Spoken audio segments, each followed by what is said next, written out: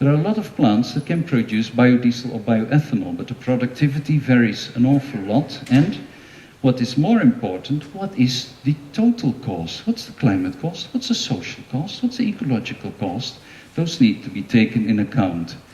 So that, I think that, first of all, the sugar palms really stand out in terms of how much energy that they can produce per hectare per year compared to oil palms or to sugarcane, and doing it from a forest, not from a monoculture, from a mixed forest.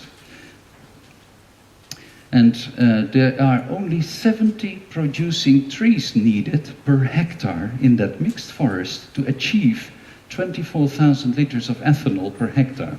Now, those studies were done by me.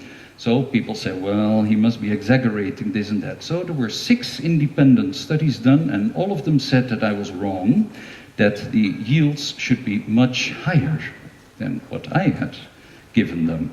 And the latest one is actually done by Winrock, a group from the United States, and this was a study because the Dutch government financed a pilot project where we implemented some of my patents for producing this sustainable energy, and independently they asked Winrock and Ecofis to do an assessment. So here you have your kind of numbers. I think the battery is running out on this one. So you know more about those graphs. The interesting thing was that after we published this, a lot of people started contacting us because it says a special number, 43% rate of return on investment while doubling income for local people and creating sustainability. So this type of forest may actually be interesting to you. Maybe you should look a little bit further, go back to nature and to the condition in the tropics, what's going on.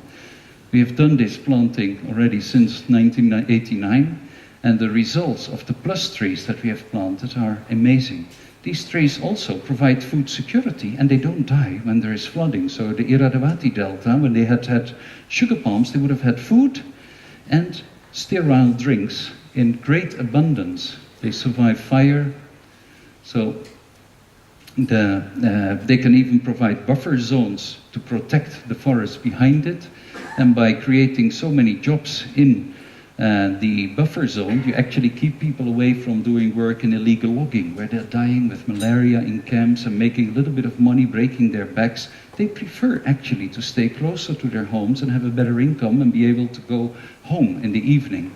Sugar palms are also even volcanic explosion resistant. They have a thick layer of wax on the leaves, and they use only half the amount of water of other trees. This is the volcano that's in front of my window in North Sulawesi, where those sugar palms are standing. And one of the great things is also that they live in symbiosis with ants. So if there is anything attacking it, immediately it's the ants that start attacking the insects and protect it. And then they have this covering of very silica-holding material that prevents any beetle from drilling in there. So there's a biological and a physical protection. The roots, they go very deep, and you can plant them still mixed with cocoa and coffee because they need the more superficial soil. So even though the roots are small, they go very deep and they last a long time. They even can grow in brackish water, even can grow on soils with aluminium toxicity, meaning that a lot of these lost soils actually may still have a potential. But the great thing is, you can only do it if you plant them in a mixed forest. So here, they were planted in monoculture, and they all become stunted and yellow. But once you plant them underneath the trees, they become part of what we call the mycorrhizal guild, all these microorganisms, fungi, then they grow well. So the closer to the trees, the better they grow. If they are far away from the trees, they don't grow. So this is wonderful. We can actually have a use for biodiverse forests that will produce more.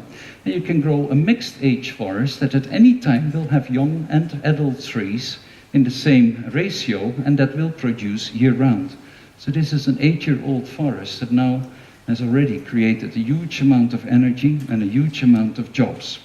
The way people do it is by tapping. So there is this flower stem, You have to beat it up and shake it. There are more than 60 different tricks you have to master. It's local know-how. I brought it together from many tribes.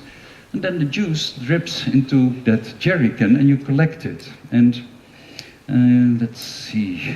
I don't think I can make this movie run, but basically what you do is you slice off 1 millimeter a day, and then it starts dripping in copious amounts the juice. Now this one might... Can you maybe try something with the cursor there and see if there's... Yeah, and then pull it... Yes, that's it. So here you can see the juice dripping from that stem in this jerrycan. This is a 7-year-old sugar palm. And just to show you, this is a 30-liter jerrycan and it has about 23 liters of juice with 14% sugar in it. But this is only one of 2 flowers that are being tapped simultaneously. So this tree produces 60 liters of juice. It has now already produced more than 1 ton of sugar and is still going strong. So people said it's impossible because you can only harvest the energy that's inside the stem that's converted to sugar. But the stem only weighs 200 kilos and I have actually measured 1,000 kilos of sugar. So it turns out scientists don't know everything yet. So 1 tree, on average, provides enough fuel to run 1 car year-round. Now that makes things a little bit more realistic again. But you also have the wood. The wood is very strong, 5 times stronger than oak, very decorative, so you can use it for flooring, and even the wood that was 50 years in the soil was still usable for construction. And this was an excavation of a boat, 1,300 years in the mud, and the palm fibers were still intact. So the palm, when you tap it, actually produces more and stronger timber that again produces jobs and additional income at the end of your cycle. And you can also harvest the fruits. These fruits here are an incredible good delicacy in Indonesia, very expensive, but the fibers there as well. We're now working with Boulder Fiber Institute to make biodegradable cars out of these fibers. They're very as strong as stainless steel.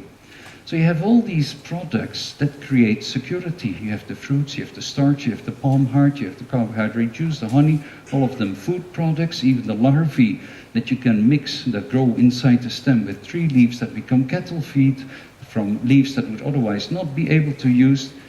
So you can do a lot of good things. And then all these carbon benefits. In this system, you actually remove carbon from the atmosphere, store it in the soil while generating products. Not a bad deal. So we did it. We set up a foundation. Through the foundation, a cooperative, and I started this factory in Tomohon. It's using waste geothermal energy and it produces this sugar that we export to many countries in the world. And this factory, I actually miniaturized into a village hub, a mini factory that fits in 3 containers that can be brought to remote villages. So we first got all the people together and they agreed, okay, you give us the jerrycans, you give us the knives, and you buy our juice. So they get the jerrycans and they go up the trees and slice off 1 millimeter of that stem every day and bring the juice in ox carts to the roadside where it's being picked up by our tank cars. Very simple. It's the coordinator of the people themselves that does the supervision of the whole process, and he has to be democratically elected. So very simple. The guy, the farmer, gives his card, goes onto the scanner. So okay, file opens, we write down the number of the jerrycan, we measure with a stick how many liters of juice there is, and we measure the pH and the quality. Yes, it will work. And we measure the sugar concentration, and guess what? They get paid. But the woman didn't agree because they noticed that her husbands weren't that often home anymore. So they then started recording exactly what we were recording and reported it to each other. So the woman came with thousands, because there are 8,000 in the microcredit schemes there, and they demanded that the money is going to be paid in bank accounts on Saturday before going to the church on Sunday. And guess what? The women won, so the men are not too happy, but in overall, it's not going too bad with that society, because they have now a threefold income. They got insurance and they got permanent jobs. So how do you make it work? The social part is as important as the technical part, because people have to trust each other. So they have a shareholders meeting where they decide what to do with the profit of the factory. We have these democratically elected leaders per village where we provide them. We have those tanks that then go pick up the juice, and we work together with the Rabobank to set up the training courses for the cooperative managers, and we set up microcredit schemes and then fellowship programs, and all these farmers then were trained how to do the right technique. They got all these membership cards. And if you want to see, this is how many families are now living from one factory while saving 200,000 trees a year. So we do have the possibility to come up with sustainable solutions.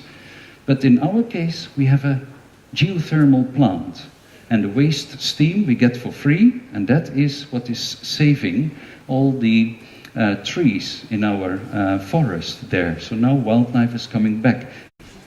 So this is the area with orange on this map, shows where you can grow sugar palms worldwide.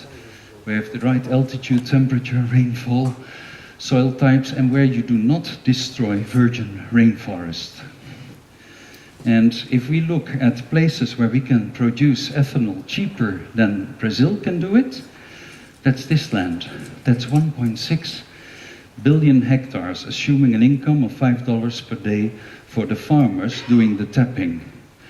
But with 540 million hectares, we can already replace all the world's oil. So maybe might be good to create 1 million jobs, and that's what I hope, because we have loads of this land where we can implement that technologies. I'm not gonna do this one.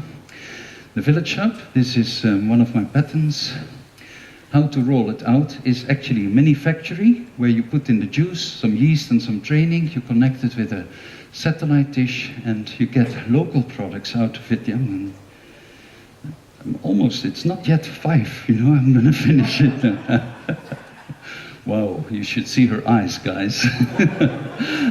So what you get out of that juice locally is ethanol. You can use it for transportation, for cooking, for fuel, for electricity, and you have drinking water out of it while getting a very large amount of sugar in a stable form of syrup that you can transport. And this is how it looks like. So we have a zero waste system where you integrate the process of nature. So what goes in is juice and sunlight, and out comes ethanol, meat, and clean water, while having no emissions, having no need of fertilizer or pesticides, simply by imitating nature. Producers, plants, consumers, and decomposers, combined with a little bit of technology like distiller. This is one of the parts that works. The great thing about sugar is, if you have sugar, you have the future of the world, because from sugar you can make ethanol, you can also do platinum-based catalytic conversion to hydrogen, you can also make lipids. You don't need oil palms. You can make any of those food products. You can also program algae to make alkanes for jet fuel from sugar. The basic thing is, where do you get your cheap sugar stock? And that's from a mixed forest, which provides lots of jobs for local people. So besides those biofuels, you can also make biodegradable plastics and all kinds of other materials. So my conclusion is that if we have fair systems, we can create solutions, and they do need indeed to have all these 3 components of people, planet, and profit. But they're not simple. So when I went to Kleiner Perkins and I explained this, and even Al Gore, my friend, he said, it's wonderful, but it's too complicated to tell our clients. They won't be able to grasp this, because this is also a simplified version of it. So we'll come later. So I think that we have lots to do for all the primates of the world, and that there are still possibilities, but we need to have a longer-term view. Thank you.